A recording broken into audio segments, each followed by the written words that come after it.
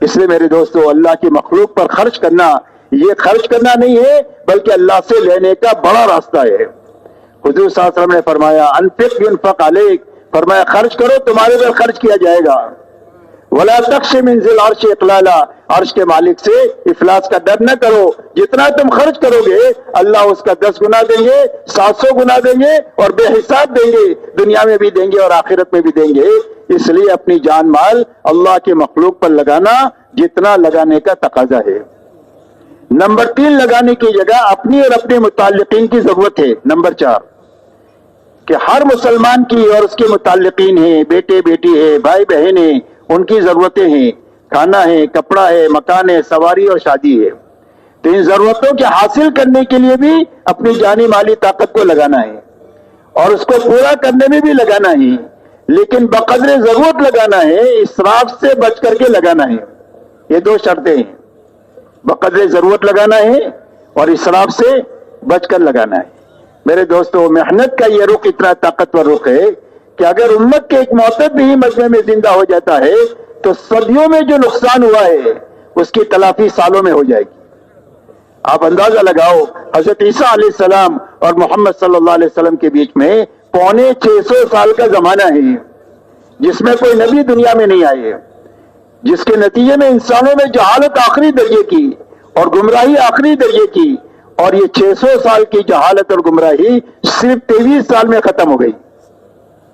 کتنے سال میں؟ صرف 23 سال میں ختم ہو گئی۔ اللہ تعالیٰ نے اتنی طاقت کار نبوت میں رکھی ہے۔ مولانا الیاس صاحب رحمۃ اللہ علیہ فرماتے تھے کہ میں اس کام کو کار نبوت یقین کرتا ہوں اور میں اس کام کو حضور صلی اللہ علیہ وسلم والا کام سمجھ کر رہا ہوں۔ اللہ تعالیٰ نے اتنی طاقت اس میں رکھی ہے، اسی لیے آپ اندازہ لگاؤ کہ صرف 23 سالہ محنت کے نتیجے میں جتنے مسائل تھے وہ سارے مسائل حل ہو گئے۔ سب سے بڑا مسئلہ ہدایت کا تھا، اس لیے کہ گمراہی عام تھی، جہالت عام تھی، تو اللہ نے جہالت کو ختم کر کے ہدایت کا وہ مقام عطا فرمایا کہ آپ یہ فرماتے ہیں اصحابی کالنجوم بأیہم اقتدیتم اہتدیتم، میرے سارے صحابہ ستاروں کے مانند ہیں، جن کے پیچھے بھی تم چلو گے تو تم کو اللہ تک اور جنت تک پہنچا دوں۔ سب سے پہلے ہدایت کا بڑا مسئلہ اللہ نے حل فرما دیا اور اللہ نے ان کے ہاتھوں ہدایت کو دنیا میں چلانے کا انتظام فرما دیا کہ لاکھوں لوگ، کروڑوں لوگ ان کی وجہ سے ہدایت پر آئے۔ سب سے بڑا مسئلہ ہدایت کا حل ہو گیا۔ دوسرا مسئلہ روزی روٹی کا تھا۔ کام کی شروعات انتہائی تنگی میں ہوئی، ترشی میں ہوئی۔ آپ حضرات جانتے ہیں کسی تنگی کے ساتھ کام شروع ہوا کہ چمڑے کو جلا کر کے اس کی راکھ بنا کر کے پانی میں بھگو کر کے اپنے بھوک کو ختم کیا ہے۔ یہ تنگی تھی، اس تنگی میں کام شروع ہوا۔ اللہ تعالیٰ نے اس ساری تنگی کو ختم فرما کر کے اللہ نے روزی کے وہ دہانے عطا فرمائے کہ صدیوں تک وہ اور ان کے اولاد کھاتی کھلاتی رہی، ختم ہو کر کے نہیں دیا۔ اور کام کی شروعات انتہائی مخالفت میں ہوئی، دشمنیوں میں ہوئی، اور چاروں طرف یہ مکر ہو رہا ہے کہ محمد صلی اللہ علیہ وسلم کی بات دنیا میں نہیں چلے، اس کے لیے تمام تر طاقتیں لگ گئی، لیکن اللہ نے ساری مخالفتوں کو، دشمنیوں کو ختم کر کے بھائی چارہ قائم فرما دیا اور امن و امان قائم فرما دیا، اور ساری پریشانی کے حالات ختم کر کے ایسے عافیت کے حالات پیدا فرما دیے کہ جینا بھی آسان ہو گیا اور مرنا بھی آسان ہو گیا۔ میرے دوستو اس وقت میں امت کے یہی 2 بڑے 3 مسائل ہیں۔ سب سے بڑا مسئلہ ایمان کی قوت کا ہے، جس کے بغیر اسلام کی عمارت کھڑی نہیں ہو سکتی۔ اس لیے سب سے بڑا مسئلہ ہدایت کا ہے۔ ہر آدمی کو اتنی ہدایت ملے جو فرائض پر کھڑا کر دے اور حرام سے بچا دے، اس کا حاصل کرنا ہر مرد اور عورت کے پر فرض عین ہے۔ جیسے نماز فرض عین ہے، ایسا اتنا ایمان بنانا جو فرائض پر کھڑا کر دے اور حرام سے بچا دے، یہ فرض عین ہے۔ اس لیے ہمارا سب سے بڑا مسئلہ ہدایت کا ہے۔ دوسرا مسئلہ ہماری روزی روٹی کا ہے کہ امت کی روزی روٹی کا مسئلہ عافیت والا، برکت والا اور اللہ کی طرف اور وسعت اور فراخی والا ہو جائے، یہ دوسرا مسئلہ ہے پوری امت کا۔ تیسرا مسئلہ حالات کا ہے۔ آپ دیکھو انفرادی اجتماعی زندگیاں حالات سے دوچار ہے۔ ان سارے مسائل سے نکلنے کا راستہ صرف اپنی محنت کو صحیح کرنا ہے۔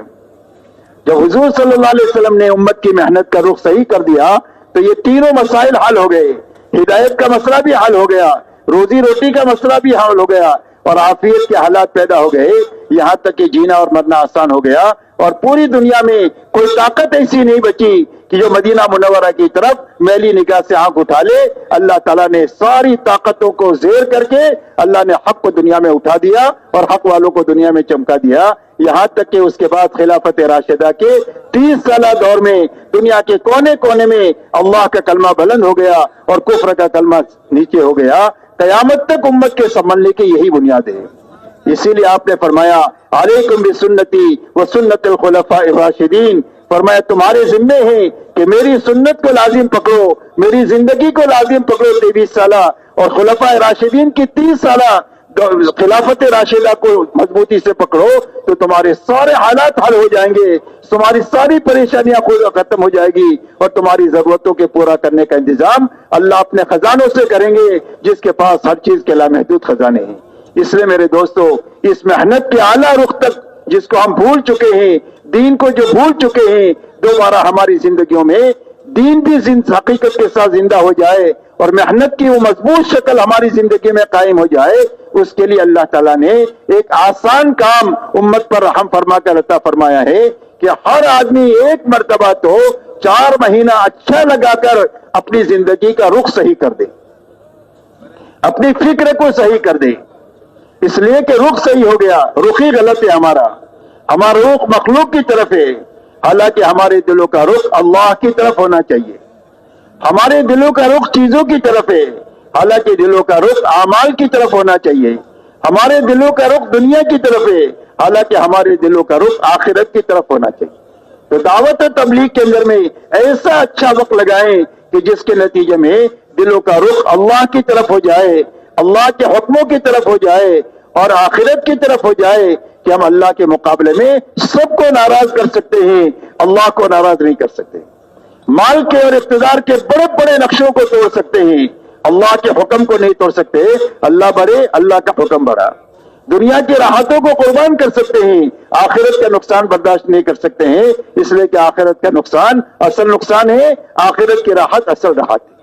اس لیے دلوں کا رخ صحیح ہو جائے, اس کے لیے وقت لگانا ہے. ہمارا فکر صحیح ہو جائے کہ ہم دنیا میں اس لیے جئیں گے کہ اللہ کا کلمہ دنیا میں بلند ہو جائے, بے ایمانی کا کلمہ نیچے ہو جائے, اسی کے لیے جئیں گے, اسی پر مریں گے اور اپنی تمام تر بس کی طاقت اس پر لگائیں گے تاکہ ہمارا فکر یہ دعوت کا بنے. دعوت کا فکر بننے کے معنی یہ نہیں ہے کہ آپ کوئی گھر کاروبار چھوڑ دینا ہے, کسی چیز کے چھوڑنے کا حکم نہیں ہے, بلکہ یہ حکم یہ ہے کہ ایک معتدل وقت 4 مہینے کا, 7 مہینے کا, سال کا ایسا اچھا وقت لگائیں کہ جس کے نتیجے میں دلوں کا رخ صحیح ہو جائے, فکر صحیح ہو جائے. اس کے بعد واپس آ کر اپنے گھر کاروبار میں دینداری اور دین کی محنت کے ساتھ لگیں, دین کے ساتھ لگیں, دین کی محنت کے ساتھ لگیں. اس لیے کہ اس امت کو 2 ہی محنت پر اٹھایا گیا ہے, ایک نقل و حرکت کی محنت ہے, ایک مقامی محنت ہے. ایک ہجرت سے مشابہ ہے, ایک نصرت سے مشابہ ہے, اور آپ نے 2 ہی جماعتیں بنائی ہیں, تیسری کوئی جماعت نہیں ہے. یا تو مہاجرین بنائے ہیں یا انصار بنائے ہیں. اور قرآن پاک میں اللہ فرماتے ہیں والسابقون الاولون من المہاجرین والانصار والذین اتبعوهم باحسان رضی اللہ عنہ ورضوا عنہ. فرمایا سابقین اولین, مہاجرین اور انصار میں کے, اور جو ان کے پیچھے پیچھے اخلاص کے ساتھ چلا, اللہ ان سے بھی راضی ہو گیا اور پیچھے چلنے والوں سے بھی اللہ راضی ہو گیا.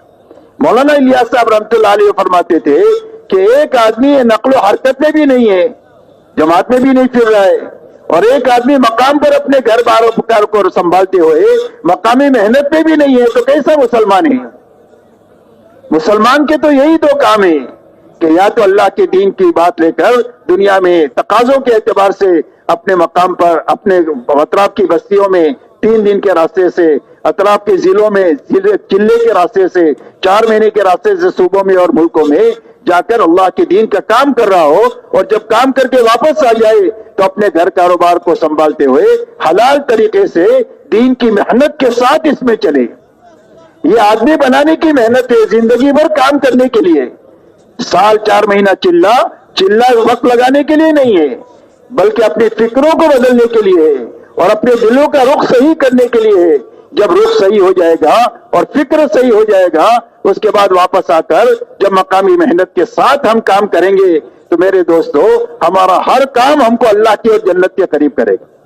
عبادت کر کے اللہ سے قریب ہوں گے, دعوت کا کام کر کے اللہ سے جنت کے قریب ہوں گے, کاروبار کر کے ہم اللہ کے اور جنت کے قریب ہوں گے, اپنے بیوی بچوں میں رہ کر ہم اللہ کے اور جنت کے قریب ہوں گے. ہمارا کوئی بھی کام دنیا نہیں ہے, ہمارا ہر کام دین بنے گا. شرط یہ ہے کہ رخ صحیح ہونا چاہیے اور فکر صحیح ہونا چاہیے. تو فکر صحیح کرنے کے لیے اور اپنا رخ صحیح کرنے کے لیے اللہ کے راستے میں وقت لگانا ہے, سال لگانا ہے, 7 مہینہ لگانا ہے. آخری درجے میں ہر ایمان والے کو 4 مہینہ ایسا اچھا لگانا ہے کہ دل کا رخ صحیح ہو جائے, فکر صحیح ہو جائے. اس کے بعد واپس آ کر اپنے گھر کاروبار میں دینداری اور دین کی محنت کے ساتھ میں رہنا, تاکہ کرتے ہوئے جیے اور کرتے ہوئے مرے. اللہ کی طرف سے یہ مطالبہ ہے, وَاعْبُدْ رَبَّكَ حَتَّى يَأْتِيَكَ الْيَقِينُ. اللہ کی اطاعت میں لگے رہو, کب تک؟ فرمائے موت تک. اللہ کا مطالبہ ہے لا تموتن الا وانتم مسلمون. اللہ فرماتے ہیں مسلمان ہو کر کے مریو, یعنی فرما بردار ہو کر کے مریو. تو فرما بردار ہو کر وہ مرے گا جو فرما بردار بن کر جیے گا.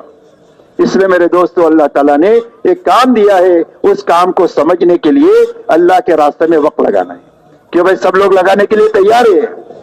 کون کون اس کے لیے تیار ہے؟ وہ ساتھی کھڑے ہو کر اپنے آپ کو پیش کریں کہ انشاءاللہ سال لگائیں گے, 4 مہینہ لگائیں گے, 7 مہینہ لگائیں گے.